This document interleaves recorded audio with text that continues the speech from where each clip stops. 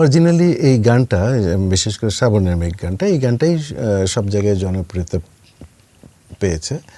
এই জনপ্রিয়তার প্রধান হচ্ছে যে গাইছে, আলী আহমেদ বাবু গায়কী, এই গানটার জন্যই বোধহয় তার জন্ম হয়েছে আমার কথা। এই গানটা তো অনেক পুরনো, অনেক আগের। গল্পটা কিন্তু 87-8 গল্প আর কি। আমি তখন ছোট থেকে গান লিখি শুরু করি।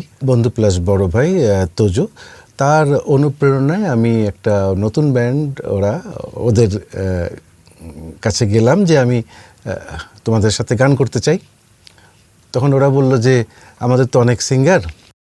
আলী আহমেদ বাবু আমাকে তখন পার্সোনালি যোগাযোগ করলো আমার সাথে যে তুমি তো গান লেখা শুরু করো, তো এই রেকর্ডিংয়ে আমরা যাচ্ছি, তো আমি 4টা গান করব ওখানে, তো আমি তো গান লিখতে পারি না, শুরু করতে পারি না, তুমি তোমার গানগুলো দাও, আমি ওখানে করব। তো সেই আমার শুরু, ওরকে নিয়ে চিন্তা করা। খাতাটা উনি দেখলো, দেখে কিছু গান চুজ করলো।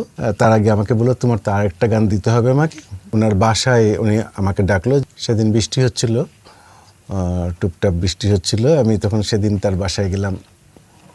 তো এই যাওয়ার পথে, আমার বাসার থেকে তার বাসার রাস্তা হচ্ছে প্রায় 40 মিনিট হেঁটে গেলে। তো এইটুক সময়ের মধ্যে আমি গানটা আমার আগে রেডি ছিল না, এই গানটাই যাওয়ার পথে আমি তৈরি করলাম। আগের 3টা গান আর পরবর্তীতে এই শ্রাবণের মেঘ এই গানটা তাকে তুলে দিলাম তার ক্যাসেট রেকর্ডারে। গানগুলো পেয়ে তারা পরবর্তীতে রেকর্ডিংয়ে যায়। আমি তো মনে করেছিলাম বোধহয় আমাকেও নিয়ে যাবে, আমার খুব আশা, কখনো ঢাকা দেখিনি। কিন্তু দুঃখের বিষয় তারা আমাকে আর নেয়নি। তো পরবর্তী ওনার মুখেই শুনলাম যে এই গানগুলো নিয়ে নাকি অনেক হইচই হয়েছে তাদের নিজেদের মধ্যে।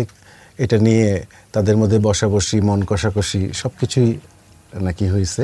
তো পরবর্তীতে রেকর্ডিং হলো ওদের, ওরা ফিরে আসলো রেকর্ডিং সেরে, এবং তার মাসখানিক পরে বোধহয় 89-এর কথা বলছি, সেটা আবার তারা প্রকাশও করলো।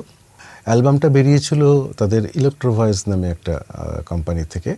যে অ্যালবামটা যে বেরোলো কবে বা হলো আমি জানতাম না। তো একসময় আমার বাসার পাশে একটা ক্যাসেটের দোকান ছিল, তো আমার এক সিনিয়র ফ্রেন্ডের দোকান। সে আমাকে একটা কাজের ছেলে পাঠিয়ে আমাকে ডাকালো যে হাই, তোর গানগুলা রিলিজ হয়েছে, একটা অ্যালবাম আসছে আমার দোকানে, ওরাও আসছে। তো আমি গেলাম দোকানে, গিয়ে শুনলাম গানগুলো। তো আমার জীবনের প্রথম আমার সুরে আমার লেখার গানগুলো শুনলাম।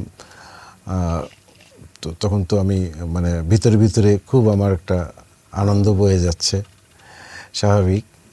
জীবনে প্রথম, এতদিন ধরে শুধু খাতাতেই গান লিখে গেছি, কিন্তু কেউ তো গায় নাই, বা আমিও গাইতে পারিনি রেকর্ডিংয়ে, এটা সারা বাংলাদেশ শুনবে। পরে অ্যালবামটা আমি আমার হাতে নিলাম, হাতে নিয়ে মনটা খারাপ হয়ে গেল।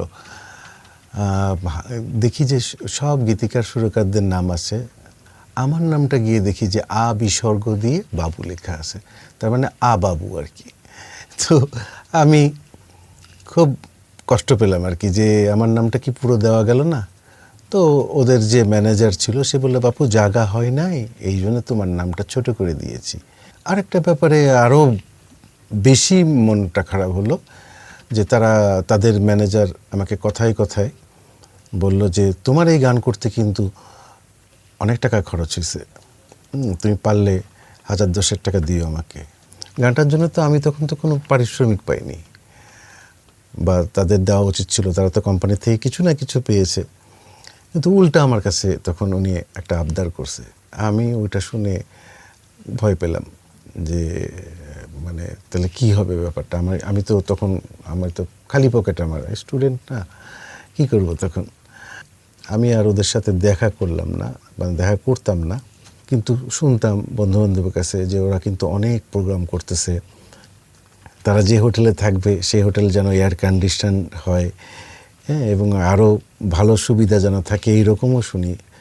ফ্লাইটে করে যে প্রোগ্রাম করে, তাদের অনেক নাম, অনেকই।